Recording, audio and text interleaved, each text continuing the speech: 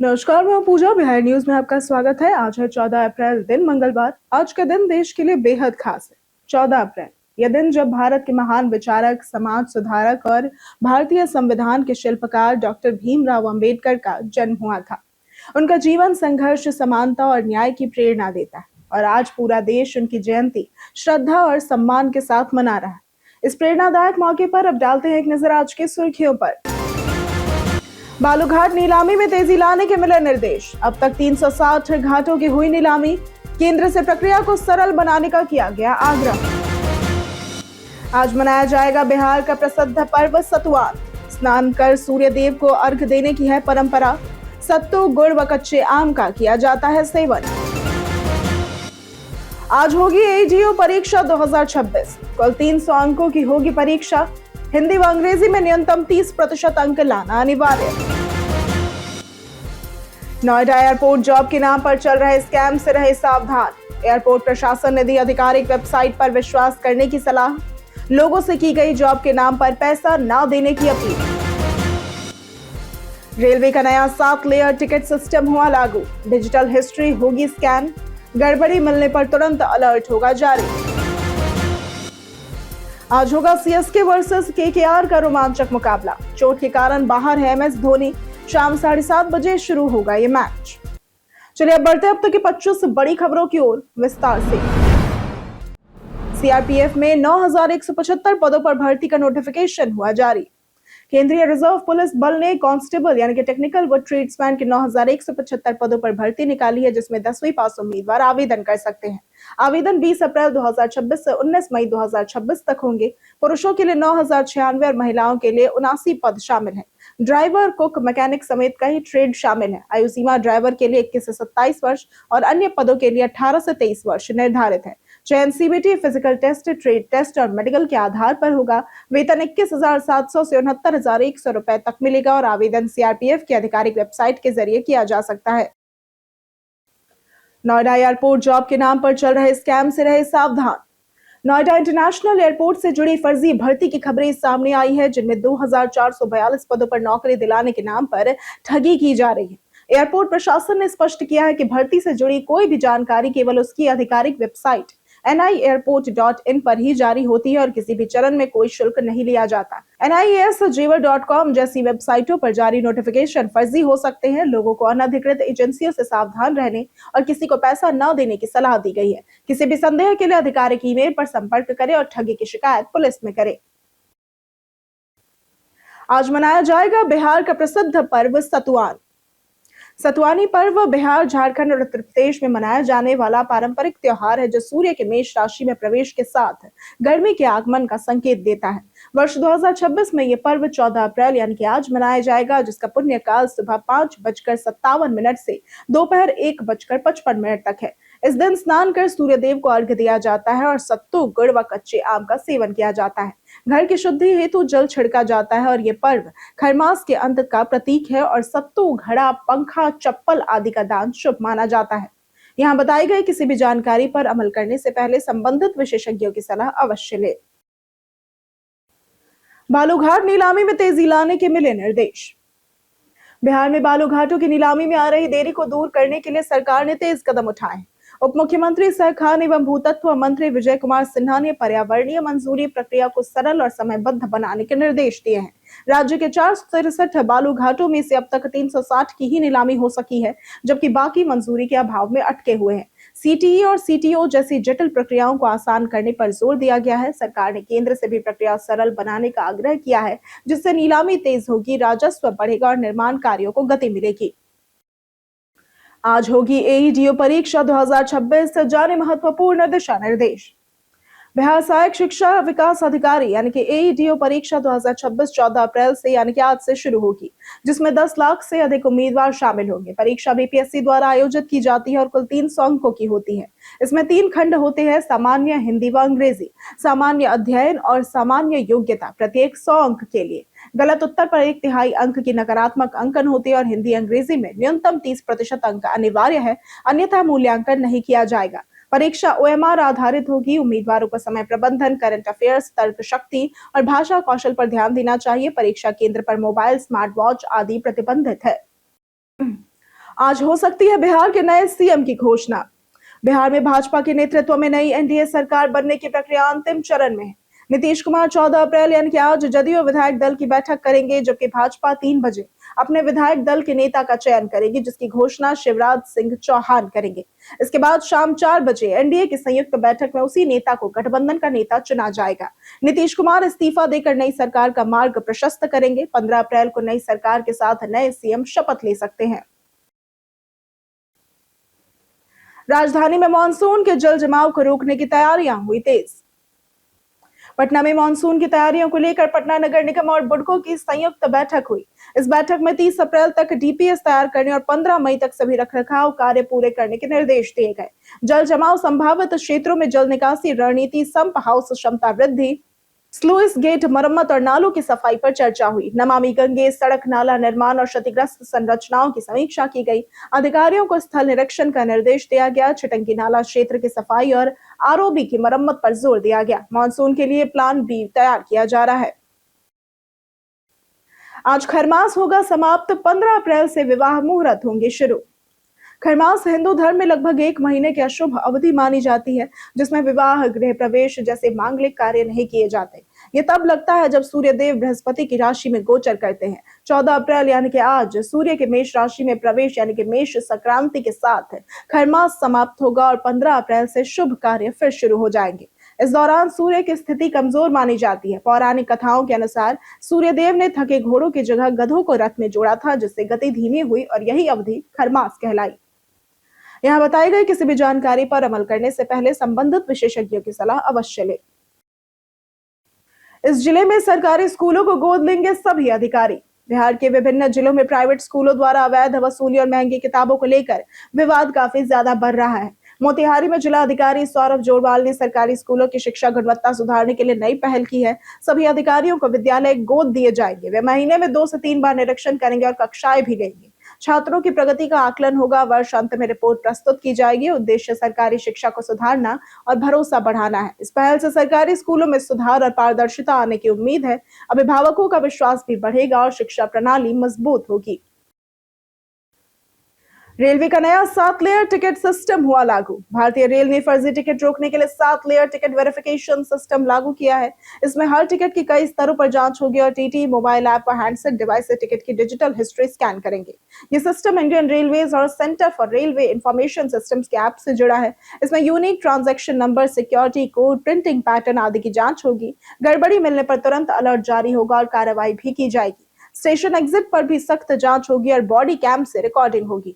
इसका उद्देश्य टिकट जालसाजी रोकना और पारदर्शिता को बढ़ाना है। रेलवे ने निगरानी और डिजिटल सिस्टम मजबूत किया है। बीपीएससी ने अभ्यर्थियों को अफवाहों से सावधान रहने की दी सलाह। बीपीएससी ने अभ्यर्थियों को सोशल मीडिया, खासकर टेलीग्राम पर फैल रही फर्जी सूचनाओं और प्रश्न पत्र लीक के दावों से सतर्क रहने की अपील की है। आयोग के अनुसार 14 से 21 अप्रैल 2026 के बीच होने वाली सहायक शिक्षा विकास पदाधिकारी यानी कि एईडीओ परीक्षा के प्रश्न पत्र उपलब्ध कराने के नाम पर कुछ असामाजिक तत्व उम्मीदवारों से अवैध रूप से पैसे मांग रहे हैं, जो पूरी तरह से धोखाधड़ी है। बीपीएससी ने स्पष्ट किया कि उसकी सभी परीक्षाएं गोपनीय और पारदर्शी प्रक्रिया के तहत आयोजित होती है। अभ्यर्थियों को किसी भी फर्जी संदेश, प्रलोभन या अनधिकृत स्रोत पर भरोसा न करने और किसी प्रकार का लेन देन न करने की सलाह दी गई है। ई फार्म्स ऐप से अब किसानों के लिए खेती होगी स्मार्ट। सरकार ने किसानों के लिए सॉइल मोबाइल ऐप ई फार्म्स लॉन्च किया है, जिसका उद्देश्य खेती को स्मार्ट और आसान बनाना है। यह ऐप आईकार IISS भोपाल द्वारा विकसित किया गया है और मध्य प्रदेश के डेटा पर आधारित है। किसान अपने खेत की फोटो अपलोड करके मिट्टी में मौजूद पोषक तत्वों की कमी और सही खाद की जानकारी तुरंत प्राप्त कर सकते हैं। इससे उर्वरकों के सही उपयोग में मदद मिलती है, लागत घटती है और उत्पादन भी बढ़ता है। इस ऐप का लोकार्पण उन्नत कृषि महोत्सव 2026 में रायसेन में हुआ, जहां कई केंद्रीय और राज्य मंत्री उपस्थित रहे। घूसखोर पंडित विवाद में मनोज बाजपेयी ने दी सफाई। बिहार से ताल्लुक रखने वाले अभिनेता मनोज बाजपेयी की आगामी फिल्म घूसखोर पंडित के शीर्षक को लेकर विवाद छिड़ गया है। जिससे सोशल मीडिया और सांस्कृतिक हलकों में तीखी बहस हुई। आलोचकों का कहना है कि यह शीर्षक रूढ़ियों को बढ़ावा देता है, जबकि समर्थक इसे साहसिक कलात्मक अभिव्यक्ति मानते हैं। विरोध के बाद प्रचार सामग्री हटा दी गई। मनोज वाजपेयी ने एक्स पर कहा कि उनका उद्देश्य किसी समुदाय को निशाना बनाना नहीं था, बल्कि एक त्रुटिपूर्ण पात्र की परिवर्तनकारी यात्रा को दिखाना था। यह विवाद फिल्मी शीर्षकों में संवेदनशीलता और रचनात्मक स्वतंत्रता के संतुलन पर सवाल उठाता है। अंबेडकर आवासीय विद्यालयों में अनुदान की राशि हुई दोगुनी। सरकार ने 91 डॉक्टर अंबेडकर आवासीय विद्यालयों और 139 छात्रावासों के विद्यार्थियों की अनुदान राशि अप्रैल से 1000 रुपए से बढ़ाकर 2000 रुपए प्रति माह करने की घोषणा की है। यह घोषणा पटना के बापू सभागार में गांधी मैदान के पास आयोजित समग्र शिक्षा समागम में उप मुख्यमंत्री सम्राट चौधरी ने की। उन्होंने मेधावी छात्रों को सम्मानित किया और गायघाट विद्यालय की 123 छात्राओं को भी सम्मानित किया। कार्यक्रम में 6000 से अधिक विद्यार्थियों ने भाग लिया तथा मंत्री लखेंद्र कुमार रोशन ने उपलब्धियों की जानकारी दी। कार्यक्रम में प्रेम कुमार और विजय कुमार सिन्हा सहित कई अन्य मंत्री भी उपस्थित रहे। यह घोषणा छात्र कल्याण और शिक्षा प्रोत्साहन की दिशा में महत्वपूर्ण कदम है। बांका में 10 फर्जी शिक्षकों पर हुई कार्रवाई। बिहार के बांका जिले में निगरानी अन्वेषण ब्यूरो ने फर्जी शिक्षकों के खिलाफ बड़ी कार्रवाई करते हुए 4 थानों में 10 शिक्षकों पर प्राथमिकी दर्ज की है। कई गिरफ्तारियां हुई हैं और जांच भी जारी है। सदर थाना में 2 जबकि अमरपुर में 6 शिक्षकों पर फर्जी प्रमाण पत्र के आधार पर नौकरी करने का आरोप है। सुइया और बेलहर में भी कार्रवाई हुई है। कई शिक्षक वर्षों से फर्जी दस्तावेजों के सहारे कार्यरत थे। इस खुलासे से शिक्षा विभाग में हड़कंप मच गया और व्यवस्था की जांच प्रक्रिया पर गंभीर सवाल उठे हैं। जानिए आज कैसा रहेगा बिहार के मौसम का मिजाज। बिहार में आज बारिश की कोई संभावना नहीं है, जिससे लोगों को बारिश से राहत मिलेगी। हालांकि अब प्रदेश में लू और तेज गर्म हवाएं परेशानी बढ़ाने वाली है। मौसम विभाग के अनुसार कई जिलों में भीषण गर्मी पड़ने की आशंका है। इनमें गया, पटना, जहानाबाद, भोजपुर, बक्सर, सिवान, सारण, वैशाली, मुजफ्फरपुर, समस्तीपुर, दरभंगा, मधुबनी, पूर्णिया, अररिया, कटिहार, भागलपुर और लखीसराय शामिल है। इन इलाकों में तापमान बढ़ने से लोगों को सावधानी बरतने की जरूरत है। गर्मी और लू से बचाव के लिए पर्याप्त पानी पीना और धूप से बचना जरूरी होगा। बिहार में 11,280 लीटर विदेशी शराब हुई बरामद। मद्य निषेध एवं राज्य स्वापक नियंत्रण ब्यूरो यानी कि PNSNCB बिहार के विशेष अभियान दल को गुप्त सूचना मिली कि बाहरी राज्य से विदेशी शराब का अवैध परिवहन बिहार में किया जा रहा है। सूचना के आधार पर लाखों थाना जिला बेगूसराय के सहयोग से 12/4/2026 को त्वरित कार्रवाई की गई और इस दौरान एक 12 चक्का ट्रक को रोककर तलाशी ली गई, जिसमें लगभग 11,280 लीटर विदेशी शराब बरामद और जब्त की गई। मौके से 2 अभियुक्तों को गिरफ्तार किया गया। पुलिस ने वाहन और शराब को कब्जे में लेकर आगे की विधिक कार्रवाई प्रारंभ कर दी है। अखिल भारतीय किसान सभा की सरकार को चेतावनी। अखिल भारतीय किसान सभा ने बिहार सरकार से आपदा प्रभावित किसानों और बटाईदारों के लिए उचित मुआवजा और पूर्ण लोन माफी की मांग की है। संगठन ने चेतावनी दी है कि यदि 15 दिनों के भीतर उनकी 7 सूत्री मांगों को स्वीकार और लागू नहीं किया गया तो राज्यव्यापी आंदोलन और धरने किए जाएंगे। प्रेस वार्ता में नेताओं ने 50,000 रुपए प्रति हेक्टेयर मुआवजा, आपदा प्रबंधन संशोधन अधिनियम 2025 को निरस्त करने, गेहूं खरीद मानदंडों में सुधार और चतुरानन मिश्र फसल बीमा योजना शुरू करने की मांग रखी। इसके साथ ही उर्वरक आपूर्ति और खरीफ फसलों के लिए बढ़ी हुई लोन सुविधा की भी मांग की। औरंगाबाद बिहटा रेल परियोजना को मिली मंजूरी। औरंगाबाद बिहटा रेल परियोजना बिहार में कनेक्टिविटी सुधारने वाली महत्वपूर्ण योजना है। 117 किलोमीटर लंबी ये लाइन 3606.42 करोड़ रुपए की लागत से बनेगी। इसमें लगभग 500 हेक्टेयर भूमि अधिग्रहण होगा और 13 स्टेशन प्रस्तावित है। ये मार्ग मगध क्षेत्र को पटना से सीधे जोड़ेगा। परियोजना 3 चरणों में पूरी होगी। पहले चरण में औरंगाबाद से अनुग्रह नारायण रोड तक काम शुरू होगा। इससे लगभग 75 लाख लोगों को लाभ मिलेगा। ये रेल लाइन व्यापार, शिक्षा और रोजगार को बढ़ावा देगी तथा सड़क यातायात पर निर्भरता कम करेगी। ये परियोजना क्षेत्रीय विकास के लिए अत्यंत महत्वपूर्ण मानी जा रही है। बिहार के स्कूलों में टैब हाजिरी हुई फेल। बिहार के स्कूलों में डिजिटल इंडिया अभियान के तहत टैब से हाजिरी प्रणाली लागू की गई थी, लेकिन यह व्यवस्था प्रभावी नहीं हो पा रही है। राज्य के लगभग 76,000 स्कूलों में 1.75 करोड़ छात्र और 5.96 लाख शिक्षक होने के बावजूद टैब से नियमित उपस्थिति दर्ज नहीं हो रही है। सरकार ने 97% स्कूलों को टैब उपलब्ध कराए और शिक्षकों को प्रशिक्षण भी दिया, लेकिन समस्याएं बनी हुई है। मुख्य कारणों में तकनीकी जानकारी की कमी, सही उपस्थिति का न होना और जियो टैगिंग की जटिलता शामिल है। कई शिक्षक अब भी मोबाइल या अन्य तरीकों से हाजिरी दर्ज कर रहे हैं, जिससे व्यवस्था कमजोर पड़ रही है। तेजस्वी ने किया नए सोशलिस्ट स्टूडेंट्स एसोसिएशन का गठन। तेजस्वी प्रसाद यादव ने छात्र राजद को भंग कर नए संगठन socialist students association of India के गठन की घोषणा की। उन्होंने कहा कि इसका उद्देश्य देश भर में शिक्षा और सामाजिक समानता के लिए काम करना होगा। उन्होंने नीतीश सरकार पर हमला करते हुए आरोप लगाया कि बिहार में निर्णय कुछ चुनिंदा लोगों द्वारा लिए जा रहे हैं। तेजस्वी ने कहा कि बिहार की सरकार अब दिल्ली नहीं बल्कि गुजरात से संचालित हो रही है। उन्होंने जदयू की भाजपा का प्रकोष्ठ बताते हुए कहा कि राज्य में कुर्सी की राजनीति चल रही है, जनता से इसका कोई संबंध नहीं है। 2 दिवसीय दौरे पर आज पटना पहुंचेंगे पीएम मोदी। बिहार में राजनीतिक हलचल तेज हो गई है। 14 अप्रैल यानी कि आज प्रधानमंत्री नरेंद्र मोदी 2 दिवसीय दौरे पर पटना आएंगे और 15 अप्रैल को संभावित शपथ ग्रहण समारोह में शामिल हो सकते हैं। उनके आगमन को लेकर पटना में सुरक्षा और प्रशासनिक तैयारियां तेज है। इसी दिन सुबह मुख्यमंत्री नीतीश कुमार की अध्यक्षता में कैबिनेट की अंतिम बैठक भी होगी, जिसके बाद उनके इस्तीफे की संभावना है।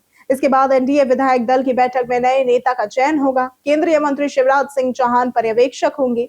माना जा रहा है कि इस बार मुख्यमंत्री पद बीजेपी को मिल सकता है। आज होगा सीएसके वर्सेस केकेआर का रोमांचक मुकाबला।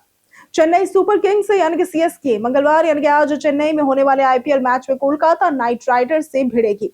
सीएसके ने दिल्ली कैपिटल्स को हराकर सीजन की पहली जीत दर्ज की है, जिसमें संजू सैमसन ने नाबाद 115 रन बनाए। गेंदबाजी में जेमी ओवरटन, गुरजपनीत सिंह और अकील हुसैन ने प्रभावी प्रदर्शन किया, जबकि डेवाल्ड ब्रेविस की वापसी से टीम मजबूत हुई। केकेआर अब तक एक भी मैच नहीं जीत सकी है और लगातार हार से दबाव में है। कप्तान ऋतुराज गायकवाड़ की फॉर्म चिंता का विषय है, जबकि एमएस धोनी चोट के कारण बाहर है, लेकिन जल्द वापसी संभव है। मैच भारतीय समय अनुसार शाम 7:30 बजे शुरू होगा। कई कारणों से दर्ज है भारत के इतिहास में आज की तारीख। 1891 में आज के दिन भीमराव अंबेडकर का जन्म हुआ था, जिन्होंने भारतीय संविधान के निर्माण में अहम भूमिका निभाई। 1919 में शमशाद बेगम और 1922 में अली अकबर खान का जन्म हुआ था। 1957 में के सिवन का जन्म हुआ था। वहीं 1986 में नितिन बोस और 2022 में मंजू सिंह का निधन हुआ था। 1859 में जमशेदजी जीजाबाई का निधन हुआ था। अपने व्यवसाय से अत्यंत धनी बने और दानवीर थे। 1963 में राहुल सांकृत्यायन का निधन हुआ था। यह हिंदी के एक प्रमुख साहित्यकार थे और आज ही के दिन अग्निशमन दिवस भी मनाया जाता है। जीमेल में आया end to end encryption feature. Google ने जीमेल यूजर्स की प्राइवेसी बढ़ाने के लिए एंड टू एंड एन्क्रिप्शन यानी कि E2EE फीचर लॉन्च किया है, जो अब एंड्रॉइड और iOS डिवाइसेस पर उपलब्ध होगा। इस फीचर से ईमेल भेजने से पहले ही डिवाइस पर एन्क्रिप्ट हो जाते हैं और केवल सेंडर व रिसीवर ही उन्हें पढ़ सकते हैं। सर्विस प्रोवाइडर या कोई तीसरा व्यक्ति इन ईमेल्स को एक्सेस नहीं कर पाएगा और यह सुविधा अभी गूगल वर्कस्पेस एंटरप्राइज यूजर्स के लिए है और इसे एडमिन द्वारा एक्टिवेट करना होता है। इससे मोबाइल पर भी सुरक्षित ईमेलिंग संभव होगी और संवेदनशील डेटा की सुरक्षा मजबूत होगी। यह फीचर डेटा प्राइवेसी और साइबर सुरक्षा के लिए अहम माना जा रहा है। हम प्रतिदिन आपसे 5 ऐसे जरूरी सवाल और इसके जवाब बताएंगे जो कि बीपीएससी, बिहार पुलिस, दारोगा समेत एसएससी जैसे अन्य प्रतियोगी परीक्षाओं में काम आएंगे। सवाल इतिहास, बिहार स्पेशल, विज्ञान, करंट अफेयर्स और भूगोल से रहेंगे। पूछे गए 5 सवालों में आपने कितना सही उत्तर दिया, ये हमें कमेंट करके जरूर बताएं। हमारा पहला सवाल है, ईसा पूर्व 6ठी शताब्दी के दौरान इनमें से कौन सा राज्य वर्तमान बिहार के भूभाग में स्थित नहीं था? ए मगध, बी विदेह, सी कंबोज या फिर डी वज्जी। इसका सही जवाब है सी कंबोज। हमारा दूसरा सवाल है, इनमें से कौन सा बिहार का राजकीय वृक्ष है? ए बरगद, बी पीपल, सी अशोक या फिर डी नीम। इसका सही जवाब है बी पीपल। हमारा तीसरा सवाल है, अजातशत्रु द्वारा गंगा नदी के किनारे निर्मित किले का नाम क्या था? ए पाटलीग्राम, बी कौशल, सी काशी या फिर डी राजगीर। इसका सही जवाब है ए पाटलीग्राम। हमारा चौथा सवाल है, बिहार विभूति के नाम से किसे जाना जाता है? ए नीतीश कुमार, बी श्री कृष्ण सिंह, सी राजेंद्र प्रसाद या फिर डी डॉक्टर अनुग्रह नारायण सिन्हा। इसका सही जवाब है डी डॉक्टर अनुग्रह नारायण सिन्हा। हमारा पांचवा सवाल है, स्वतंत्रता के बाद से नामक पुस्तक किस वर्ष प्रकाशित हुई थी? ए 1949, बी 1960, सी 1954 या फिर डी 1952। इसका सही जवाब है बी 1960। बीते दिन हमारे द्वारा पूछे गए सवाल का जवाब आप लोगों में से बहुत लोगों ने हमारे कमेंट सेक्शन में लिख कर दिया है।